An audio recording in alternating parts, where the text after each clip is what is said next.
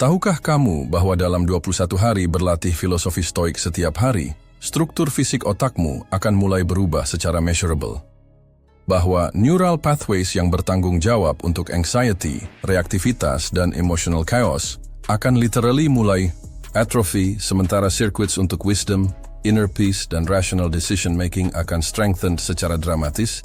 Hari ini, aku akan membawa kamu dalam journey yang fascinating melalui exactly apa yang terjadi pada mind kamu hari demi hari, minggu demi minggu, ketika kamu consistently apply stoic principles dalam daily life. Dan yang akan membuatmu tercengang, transformasi paling profound bukan yang obvious seperti feeling more calm atau confident, tapi perubahan subtle dalam cara kamu literally perceive reality itself. Ini bukan teori filosofikal yang abstract, tapi science-backed proses yang telah mengubah brain chemistry jutaan practitioners selama lebih dari 2000 tahun. Majority of people think tentang filosofi sebagai academic subject yang interesting, untuk discuss tapi tidak practically applicable untuk modern challenges. Mereka melihat Stoicism sebagai ancient wisdom yang nice untuk read tentang, tapi tidak relevan untuk dealing dengan work stress, relationship problems, atau financial pressures dari contemporary life. Tapi understanding ini fundamentally misses point dari what Stoic practice actually is dan why it's perhaps most practical psychological training system yang pernah developed. Marcus Aurelius tidak write meditation sebagai theoretical exercise. Dia was literally reprogramming his own mind untuk handle unprecedented challenges dari ruling vast empire, managing plague, fighting wars, dan dealing dengan personal tragedies simultaneously. Every Stoic technique adalah form dari cognitive behavioral therapy yang predates modern psychology by 2 millennia.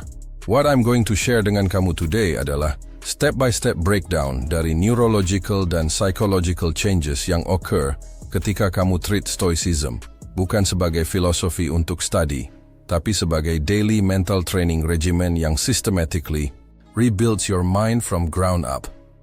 Mari kita honest tentang starting point untuk majority of people sebelum they discover practical Stoicism, karena recognizing current state adalah essential untuk appreciating magnitude dari transformation yang possible. Your mind saat ini kemungkinan besar dalam state dari chronic low-level chaos, thoughts jumping randomly dari past regrets untuk future anxieties, emotional reactions, triggered automatically oleh external events yang often trivial, decision-making, proses clouded oleh competing desires dan conflicting priorities, self-talk yang frequently critical dan undermining, attention scattered across dozens of distractions simultaneously, energy drained oleh mental activities yang unproductive dan repetitive. Kamu probably experience your own mind sebagai unreliable ally at best dan active saboteur at worst. Internal dialogue sounds seperti multiple voices arguing. One part wants untuk work hard, another wants untuk procrastinate. One part values health, another craves junk food. One part seeks meaningful relationships, another withdraws into isolation untuk avoid vulnerability. Sleep often disrupted oleh racing thoughts yang cycle through same concerns repeatedly without reaching resolution. Mood swings feel unpredictable dan sometimes disproportionate untuk triggering events.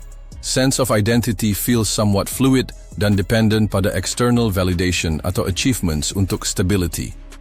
Most exhausting of all, kamu spend enormous mental energy trying untuk control outcomes yang ultimately beyond your influence, while neglecting areas yang completely within your power untuk direct. This is not personal failure atau character defect. Ini adalah natural result dari operating tanpa systematic training dalam mental discipline, like trying untuk run marathon tanpa ever training your cardiovascular system. Inilah yang will completely revolutionize your understanding tentang what's possible untuk human consciousness. Dan mengapa daily Stoic practice creates changes yang so profound bahwa practitioners often describe it sebagai awakening dari unconscious living. Modern neuroscience has confirmed bahwa Stoic practices trigger neuroplasticity, brain's ability untuk rewire itself, dalam ways yang create lasting structural changes.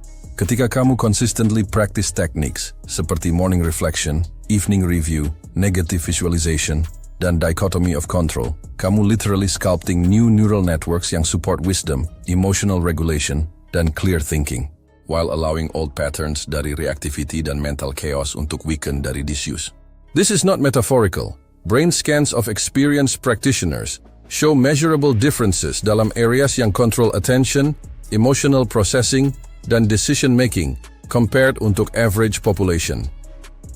Week pertama dari daily Stoic practice akan bring immediate changes yang mostly involve conscious recognition dari mental patterns yang previously operated below awareness. Ketika kamu start morning dengan reflective questions seperti what can I control today dan how do I want my character untuk be remembered, and kamu training attention untuk fokus pada actionable priorities instead of automatic worry loops. Initial resistance akan strong karena mind has been conditioned untuk seek stimulation dan avoid quiet contemplation. Tapi even 10 minutes daily, dari structured reflection akan begin untuk create space antara stimulus dan response.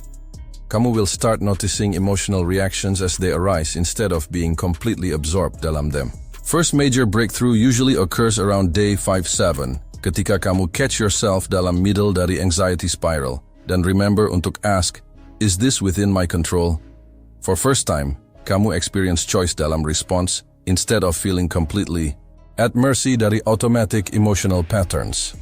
Sleep often improves during first week karena evening review practice helps untuk process day's events consciously instead of allowing unresolved tensions untuk create background mental noise.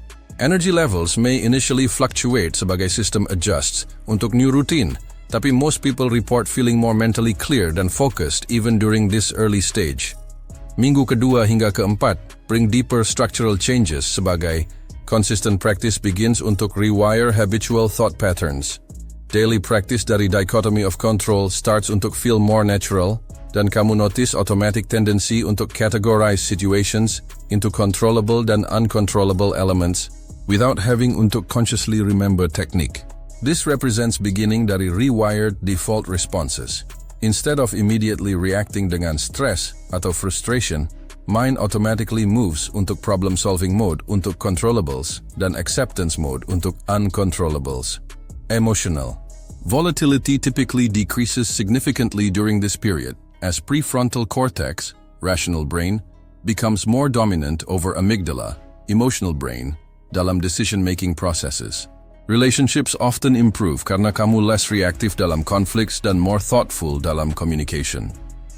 Work performance frequently increases not through working harder tapi through clearer priorities dan less mental energy wasted pada unproductive worry. Physical symptoms dari chronic stress seperti tension headaches, digestive issues, atau sleep disturbances often begin untuk resolve as nervous system spends less time dalam fight or flight mode. Most practitioners report feeling more like themselves, more authentic dan less influenced oleh external pressures untuk conform untuk others' expectations. Bulan kedua dan ketiga, witness emergence dari what Stoics called sage-like qualities. Wisdom, equanimity, dan inner strength yang remain stable despite external circumstances. Morning contemplation practices now generate genuine insights tentang life priorities dan character development rather than feeling forced atau artificial. Evening reviews reveal patterns dari growth dan consistent improvement dalam decision-making quality. Negative visualization exercises, which initially felt morbid atau depressing, now create profound gratitude untuk present circumstances dan healthy detachment dari attachment untuk outcomes. Most significantly, identity begins shifting dari someone who experiences emotions untuk someone who observes dan chooses responses untuk emotions. This is not emotional numbness. Feelings still arise naturally, tapi they no longer dictate behavior automatically. Confidence increases, not from external achievements, tapi dari growing trust dalam ability untuk handle whatever challenges arise. Relationships deepen karena kamu can be present dan supportive untuk others tanpa being overwhelmed oleh their emotions atau problems. Decision-making becomes clearer karena actions align more consistently dengan core values rather than temporary desires atau social pressures. Setelah 3 bulan consistent practice, Perubahan yang most remarkable adalah dalam fundamental relationship dengan suffering dan adversity. What previously felt overwhelming, loss, failure, criticism, uncertainty, now becomes raw material untuk character development dan wisdom acquisition. Brain has been retrained untuk perceive challenges sebagai opportunities untuk apply Stoic principles rather than threats untuk avoid atau eliminate. This doesn't mean problems become pleasant, tapi relationship dengan difficulty transforms dari victim mentality untuk student mentality. Cognitive flexibility increases dramatically. Ability untuk see situations dari multiple perspectives dan find constructive responses, bahkan dalam seemingly hopeless circumstances. Compassion for others deepens, karena understanding human psychology creates empathy untuk how people act dari ignorance atau pain rather than malice. Most practitioners describe sense dari coming home untuk themselves, no longer feeling alienated dari their own thoughts dan emotions, tapi instead feeling like captain dari their own mental ship. Physical health often improves significantly, tidak hanya dari reduced stress, tapi from better self-care decisions yang flow naturally, dari valuing body sebagai tool untuk virtuous living, rather than source dari pleasure atau pain untuk be managed. Long-term practitioners, 6 months untuk years, often report fundamental shift dalam consciousness yang difficult untuk describe, tapi unmistakable dalam experience. Reality itself appears different, not changed dalam konten tapi dalam relationship untuk it. External events continue untuk occur dengan same frequency dan intensity, tapi they impact emotional equilibrium much less. There's growing sense dari being observer dari life rather than victim untuk it, participant dengan agency rather than passive recipient dari whatever happens. Wisdom emerges not sebagai intellectual knowledge, tapi sebagai intuitive understanding tentang appropriate response dalam any situation. Joy becomes less dependent pada external circumstances dan more connected untuk internal sense dari alignment dengan virtue dan purpose. Even difficult emotions like grief atau disappointment are experienced fully, tapi tanpa adding layer dari suffering tentang having those emotions. Most profound of all, fear dari death diminishes significantly not through denial atau wishful thinking, tapi through genuine understanding bahwa what's most essential tentang human existence, capacity untuk reason, love, dan contribute, cannot be destroyed oleh physical death dan can be expressed fully dalam whatever time remains. Sekarang, aku ingin kamu engage dalam visualization yang will give preview dari what's possible untuk your mental landscape. Close your eyes dan imagine mind yang operate seperti calm lake. Thoughts still arise seperti ripples pada surface, tapi underlying depth remains undisturbed. Picture yourself moving through challenging day dengan inner stability yang allows kamu untuk respond dari wisdom rather than react dari emotion. Feel confidence yang comes dari knowing kamu can handle whatever arises karena kamu trained specifically untuk that capability. Experience peace dari no longer fighting reality, tapi instead working skillfully dengan whatever conditions exist. Notice how much energy is available for creativity, service, dan growth ketika it's not being drained oleh worry, resentment, atau attachment untuk outcomes beyond your control. Sense freedom dari no longer being prisoner untuk your own thoughts dan emotions, tapi instead being their wise guardian dan guide. This is not fantasy.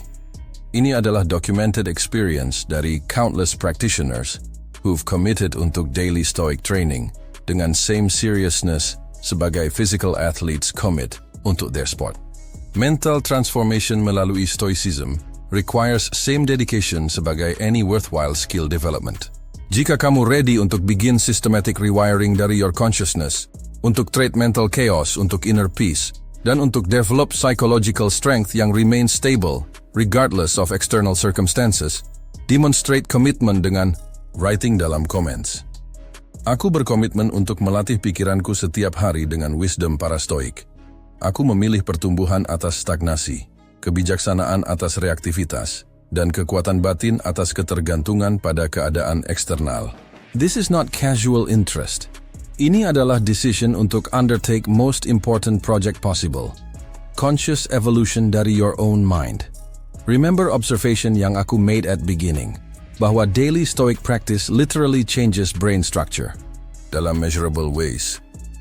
Sekarang kamu understand specific process through which ancient wisdom becomes contemporary neuroscience, philosophy becomes psychology, dan knowledge becomes transformation. Your mind has infinite capacity untuk growth dan improvement, tapi it requires same intentional training yang any complex skill demands. 6 bulan dari now, kamu tidak akan be same person who started reading ini video. Kamu akan have access untuk mental resources dan emotional stability yang currently seem impossible. Dan ketika kamu experience freedom dan strength yang comes dari trained mind, share discovery dengan others, karena world desperately needs people who've learned untuk life dari wisdom rather than react dari fear. Video berikutnya akan explore specific daily routines dan practices yang accelerate mental transformation melalui Stoic principles. Sampai jumpa di sana dan